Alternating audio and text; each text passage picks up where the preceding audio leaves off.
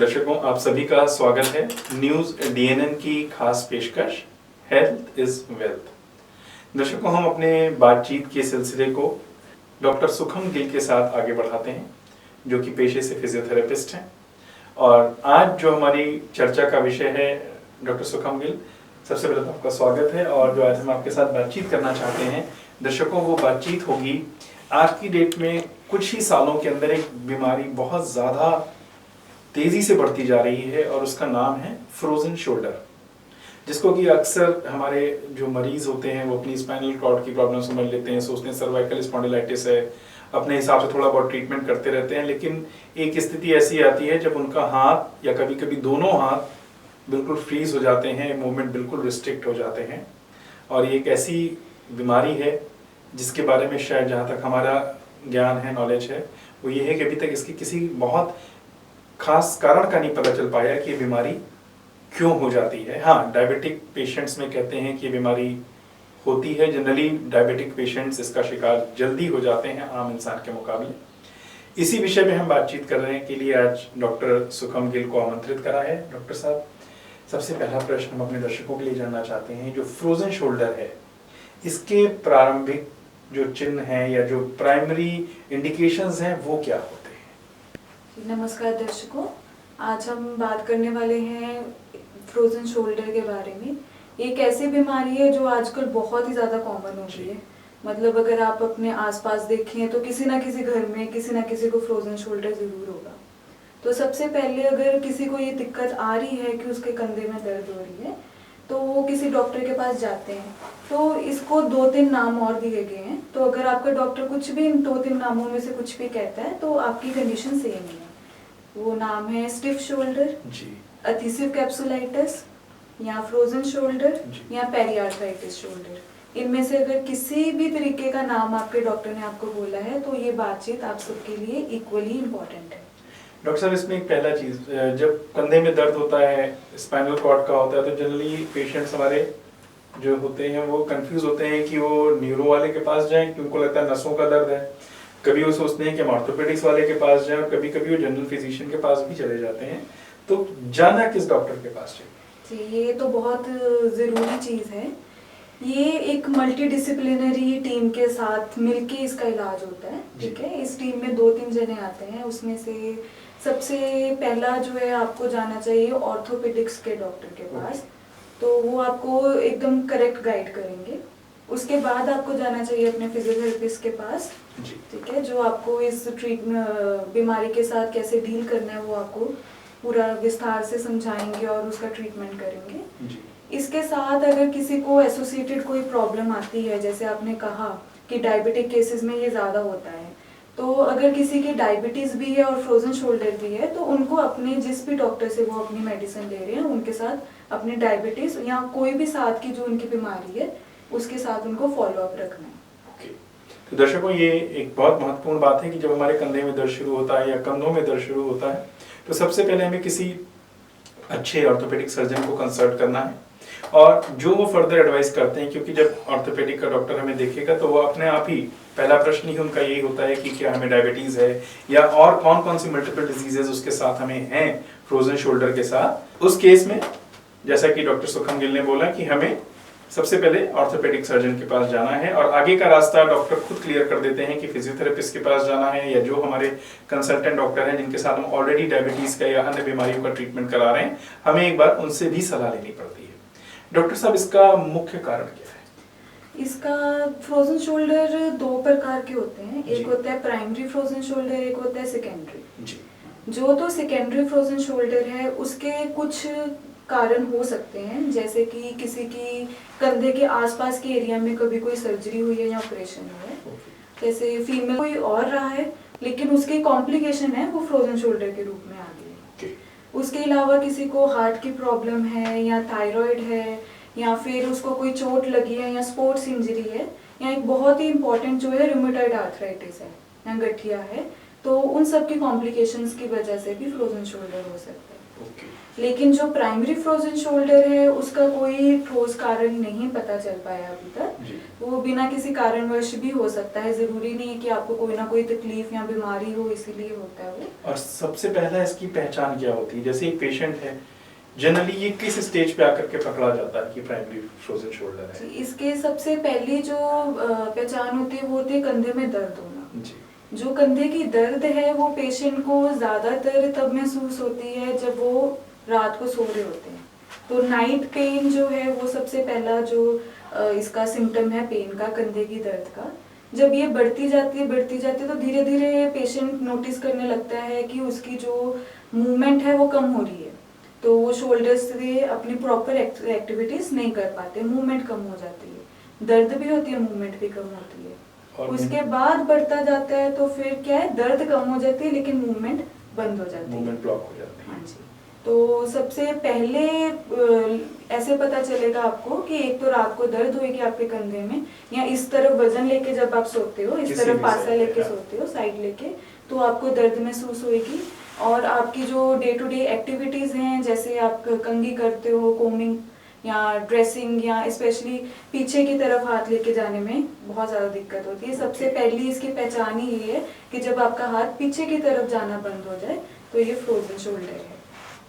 दर्शकों, एक बहुत ही ऐसे पहचान के चिन्ह बता दिए कि हम तुरंत समझ सकते हैं, और उस बीमारी को, क्योंकि सबसे अच्छा इलाज यही है कि वक्त रहते हुए इस चीज का इलाज शुरू कर लिया जाए। जो अक्सर देखा जाता है कि बीमारी तो हमें पता चल जाती है, लेकिन जब तक वो पता चलती है तब तक वो उस स्टेज पे पहुंच चुकी होती है कि हम बहुत मुश्किल में खड़े होते हैं और हमें टाइम लग जाता है रिकवरी में। तो जो पहले चिन्ह डॉक्टर साहब ने बताए हैं, मेरे ख्याल से आप लोगों ने ध्यान से सुन लिए होंगे। एक हाथ का पीछे जाना बंद हो जाता है, मूवमेंट रिस्ट्रिक्ट हो जाते हैं, पेन जरूर धीरे धीरे कम होना शुरू हो जाता है, लेकिन मूवमेंट उसके हिसाब से रिस्ट्रिक्शंस बढ़ते चली जाती है। डॉक्टर साहब, इसका इलाज, जो दवाइयां हैं वो तो खैर हमें ऑर्थोपेडिक सर्जन देते ही हैं, इसके बाद एक अहम रोल, चाहे ऑर्थोपेडिक सर्जन हो या डॉक्टर्स हो, वो सब यही कहते हैं कि इसमें एक्सरसाइज करना या फिजियोथेरेपी करवाना एक बहुत बड़ा रास्ता है जिसके थ्रू हम इससे बाहर निकल सकते हैं। अन्यथा कोई ऐसा रास्ता नहीं है कि हमारी किसी दवा से इसका कोई ट्रीटमेंट हो पाए। ये तो बहुत इम्पोर्टेंट ये चीज़ है कि जो ये फ्रोजन शोल्डर डिजीज़ है ना, ये 2 से 3 स्टेजेस में होता है। तो आपको मेरी एडवाइस यही रहेगी कि आप अपने आप से, किसी दोस्त की सलाह से या किसी रैंडम वीडियो से देख के अपने आप से एक्सरसाइज मत शुरू कीजिए, क्योंकि आपको नहीं पता कि आप कौन से स्टेज में हैं। जी। कई बार ये होता है कि आप गलत एक्सरसाइज कर लेते हैं या ज़्यादा ज़ोर से कर लेते हैं तो आप और परेशान होते हैं। इसमें आपको बहुत ज़रूरी है कि आप अपने फिजियोथेरेपिस्ट से कंसल्ट करके ही अपना एक्सरसाइज स्टार्ट करें। जब आपका स्टेज 1 होता है, जिसे हम फ्रीजिंग स्टेज कहते हैं, उसमें दर्द बहुत ज़्यादा होती है। तो उसमें कुछ पर्टिकुलर तरह की एक्सरसाइजेस करनी पड़ती हैं। तो वो आपको आपके फिजियोथेरेपिस्ट गाइड कर सकते हैं कि आपको कौन सी एक्सरसाइजेस उस फेज के दौरान करनी है। उसके बाद जो सेकंड फेज होता है आपका फ्रोजन स्टेज जो होता है, उसमें आपकी पेन थोड़ी सी कम होने लग जाती है, मूवमेंट भी कम होने लग जाती है। तो सेकंड और थर्ड स्टेज में फिजियोथेरेपी बहुत ज़्यादा इंपॉर्टेंट रोल प्ले करती है, क्योंकि वो आपकी जो मूवमेंट रुकी है उसको ओपन करने में हेल्प करती है। तो फिजियोथेरेपिस्ट जो हैं आपको एक तो अपने आप से भी एक्सरसाइज कराएंगे, जिससे आपकी कंडीशन थोड़ी सी हेल्प होगी आपकी पेन रिड्यूस होने में और मूवमेंट गेन होने में। उसके अलावा आपको घर पे कैसी एक्सरसाइजेस करनी है, कितनी ड्यूरेशन में करनी है, कितनी रेपिटेशंस करनी है, इन सब चीज़ों का भी वो पूरा आपका होम का फिजियोथेरेपी की एक्सरसाइजेस का प्रोटोकॉल बना के देंगे। तो इससे आपको काफ़ी मदद मिलेगी। ये लोग सब जनरली होता क्या है कि जब दर्द होता है, बंदा अपने आप से बड़ी सारी चीज़ें ट्राई करना शुरू कर देता है। कभी ठंडे पानी से उसको अपना आइस रख लिया, आइस पैक कर लिया, कभी उसने हीट पैक ले लिए। क्या ये सारी चीज़ें करने का कोई फायदा होता है? चलो फायदा हो तो बहुत अच्छी बात है, क्या इनका कोई नुकसान भी हो सकता है? देखिए, हर इंसान अलग है और हर इंसान की तकलीफ या उसकी कंडीशन दूसरे इंसान से अलग होती है। तो उस वे में जो किसी और के लिए अच्छी साबित हुई है कोई ऐसा नुस्खा, वो ज़रूरी नहीं है कि आपके लिए भी सही हो। ओके। हो भी सकता है सही हो, नहीं भी हो सकता। मतलब ये कंप्लीटली दर्शकों अंडर स्ट्रिक्ट गाइडेंस ही करना है। हमने अंदाजा नहीं लगा लेना कि हमें अगर फ्रोजन शोल्डर हो गया, डॉक्टर ने बता दिया है, तो हम अपने मन से कोल्ड ट्रीटमेंट शुरू कर दें या हीट ट्रीटमेंट शुरू कर दें। बेहतर होगा कि बीमारी को बढ़ने से बचाने के लिए एक अच्छी परामर्श लें, अच्छे फिजियोथेरेपिस्ट के पास जाएं और उनसे गाइडेंस लें। एक चीज डॉक्टर साहब और जो इसमें देखी गई है पेशेंट्स के साथ, वो ये देखी गई है कि वो बेचैन हो जाते हैं, अधीर हो जाते हैं, क्योंकि ये बीमारी जिसके बारे में कहा जाता है कि ये 2 महीने से लेकर के 2 साल तक का रिकवरी टाइम लेती है, और ये बहुत बड़ा लंबा टाइम पीरियड है। कहना आसान है, और क्योंकि जब इतना लंबा समय है तो इसका एक कारण ये भी होगा कि जब रिकवरी भी होती होगी तो पेशेंट को वो फील नहीं होती होगी। ये तो इस बीमारी का तो ऐसा है कि कई बार पेशेंट को डिप्रेशन भी हो जाता है, क्योंकि रिकवरी में काफी टाइम लेता है। इसकी रिकवरी 100% हो जाती है मोस्टली केसेस में। कुछ % लोग हैं जिनको अन्य प्रॉब्लम्स भी हो सकती है, जिसकी वजह से हल्की फुल्की रिकवरी उनकी रह जाती है, लेकिन मोस्टली ज्यादातर केसेस में इसकी रिकवरी हो जाती है। लेकिन इसकी रिकवरी होने का जो समय है वो निश्चित नहीं होता। किसी में 2 महीने में भी फर्क पड़ जाता है, कईयों को 2 से 3 साल भी लगते हैं, कईयों को कुछ अमाउंट की मूवमेंट में, कुछ मूवमेंट्स में काफी देर तक दिक्कत रह जाती है। हाँ जी, तो वो एक तो दर्द होना, ऊपर से आप अपने रोजमर्रा के काम नहीं कर पा रहे हो, तो वो आपको साइकोलॉजिकली काफी डिप्रेस करती है चीज। तो इसलिए भी आपको बहुत जरूरी है कि आप अपने आप को अपलिफ्टेड रखें, इसमें थोड़ा सा धैर्य रखिए, पेशेंस रखिए। आप डेफिनेटली ठीक हो जाएंगे अगर आप सही तरीके से सही सलाह फॉलो करेंगे, तो आपको 100% फर्क पड़ेगा। और हम ये सोचते हैं कि बीमारी जिस तरीके से एक क्षण में आई है उसी तरीके से वो बीमारी उसी क्षण में चली जाए, जो कि संभव नहीं होगा। हर बीमारी का अपना एक समय है, एक अवधि है, वो लेती है रिकवरी में। और खास करके जो ऐसी बीमारियां जो जॉइंट से संबंधित होती हैं, उनमें बहुत पेशेंस चाहिए होता है, क्योंकि कभी कभी अगर डॉक्टर्स या फिजियोथेरेपिस्ट आपके साथ जल्दी रिकवरी के चक्कर में थोड़ी सी जल्दीबाजी कर दें या कुछ ऐसी एक्टिविटीज करा दें, हो सकता है, हमें लगता है कि हम जल्दीबाजी करके जल्दी ठीक हो जाएंगे, लेकिन वो ठीक होने के बजाय हमें उसका नुकसान ज्यादा हो सकता है। तो दर्शकों, हमारी रिक्वेस्ट रहती है कि जब भी आप किसी फिजियोथेरेपिस्ट के पास जाते हैं, किसी डॉक्टर के पास जाते हैं, खास करके ऐसी बीमारियां जिनके लिए कोई अभी तक स्पेसिफिक दवाइयां नहीं है, हाँ पेन किलर्स हैं, वो हमें थोड़ा सा टेम्पररीली रिलीफ दे देती हैं, हमें आराम मिल जाता है, लेकिन लॉन्ग रन की अगर हम बात करें तो जो इसकी रेमेडी है वो यही है कि हमें सबसे पहले सब्र रखना पड़ेगा। कभी कभी बहुत सारी ऐसी एडवाइजेस भी डॉक्टर साहब दे दी जाती होंगी कि आप इंजेक्शन लगवा लीजिए, आप ये करवा लीजिए, तो वो भी मेरे ख्याल से दर्शकों, हमें कोई भी बीमारी अपना पेशेंस और जो हमारी हिम्मत है, अगर हम उसको कंबाइन करके चलते हैं तो वो ज्यादा फायदेमंद रहता है। डॉक्टर सुखम, कोई एक ऐसी बेसिक एक्सरसाइज जो इसके लिए होती हो? जी, बहुत ही सिंपल बेसिक एक्सरसाइजेस होती हैं। वो है कि आप जैसे सिंपल अपनी बाजू को सामने से ऊपर लेके जाएं, दीवार के ऊपर से सामने से ऊपर आराम से धीरे से जहाँ तक आपकी जाती है जी। फिर आप कोशिश कीजिए कि साइडवेज आप उसको ऊपर लेके जा सकें, ठीक है। और एक सेट ऑफ एक्सरसाइजेस होती है, जैसे पेंडुलर एक्सरसाइजेस कहते हैं जी। ये कुछ एक्सरसाइजेस है जो आपकी हर स्टेज में सेफ है। मतलब आप किसी भी स्टेज ऑफ फ्रोजन शोल्डर में हैं, कुछ एक्सरसाइजेस है जो सेफ है, जो आप कर सकते हैं। दूसरा डॉक्टर साहब, एक लोगों का मिथ है कि इसमें आप आर्क लैंप, जो हमारा इंफ्रारेड लैंप होता है, उसकी सिकाई कर लीजिए, उससे आराम मिल जाएगा, ये कर लीजिए। तो आर्क लैंप की सिकाई या इंफ्रारेड रेज जो लैंप होता है, उसकी सिकाई के साथ हमारे ख्याल से हमारे दर्शकों को पता जरूर होना चाहिए कि उसके साथ बहुत ही सावधानी रखनी चाहिए। बहुत सावधानी रखनी चाहिए। जैसे मैंने पहले भी कहा आपको कि आप किस स्टेज में आपको नहीं पता होगा, क्योंकि आप इस फील्ड को बिलोंग नहीं करते, आपको बस दर्द पता है जी।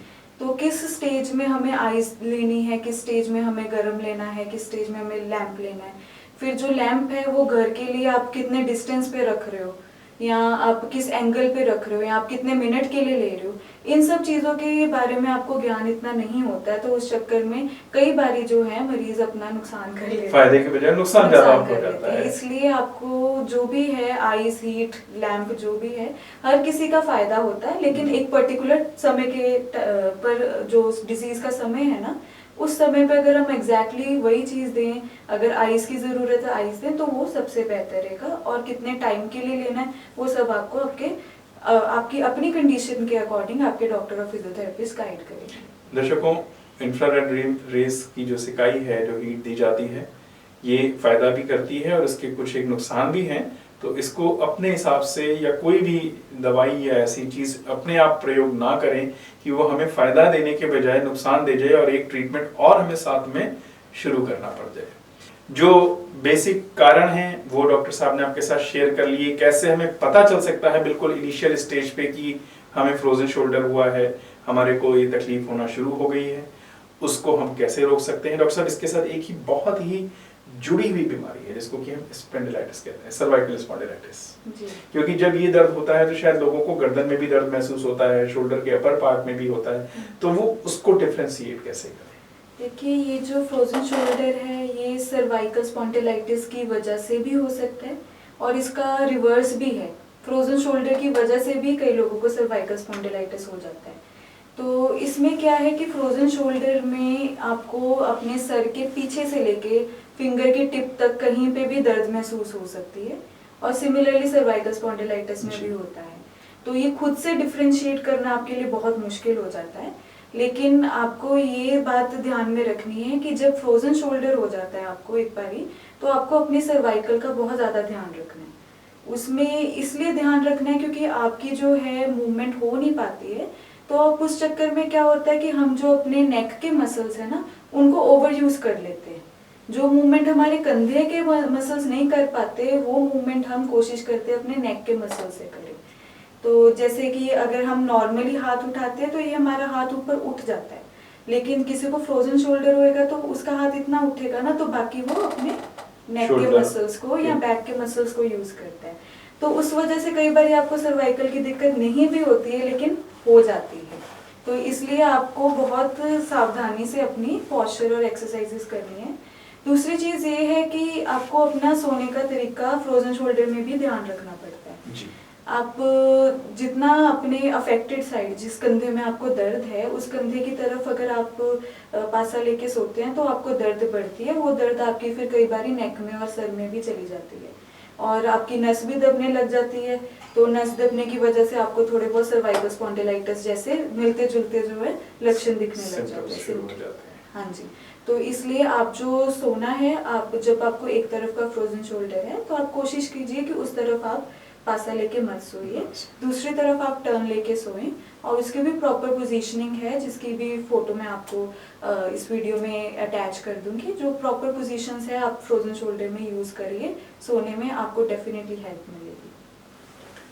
दर्शकों, ये हमारी बहुत ही मुख्तसर सी छोटी सी बातचीत थी और उस छोटी सी बातचीत में हमने प्रयास करा कि जितने भी संबंधित चीज़ें हो सकती हैं फ्रोजन शोल्डर से लेकर, हम आपके साथ उनको इस चर्चा में शामिल कर लें। और हमारा प्रयास यही रहता है न्यूज़ डीएनएन की तरफ से कि हम जो भी चीज़ आप तक पहुंचाएं वो इतनी प्योर हो और उसमें कोई ज़्यादा हम स्पेशलिटी ना डालें। बिल्कुल सीधे सरल तरीके से हम आपको बता दें कि क्या सावधानियां हम रख सकते हैं, कैसे हम बच सकते हैं। और बाकी कोई भी बीमारी है तो बेहतर है कि हम उसके विशेषज्ञ डॉक्टर से या जो टीम पूरी काम करती है उसके साथ सलाह लें और उस बीमारी का हल ढूंढें। हम उम्मीद करते हैं कि आपको हमारा वीडियो पसंद आएगा। जो डॉक्टर सुखम ने हमें जानकारी दी है इस वीडियो में फ्रोजन शोल्डर के बारे में, स्पॉन्डिलाइटिस के बारे में, वो आपके काम आएगी। क्या सावधानियां रखनी है, क्या क्या एक्सरसाइजेस छोटी मोटी जो हमें करनी चाहिए, वो हम सब आपके साथ इसमें शेयर करेंगे। डॉक्टर सुखम, आपने समय निकाला, आपके इसके लिए बहुत बहुत धन्यवाद। धन्यवाद दर्शक। Subscribe to our YouTube channel News DNN by clicking the bell icon. Don't forget to like, comment and share.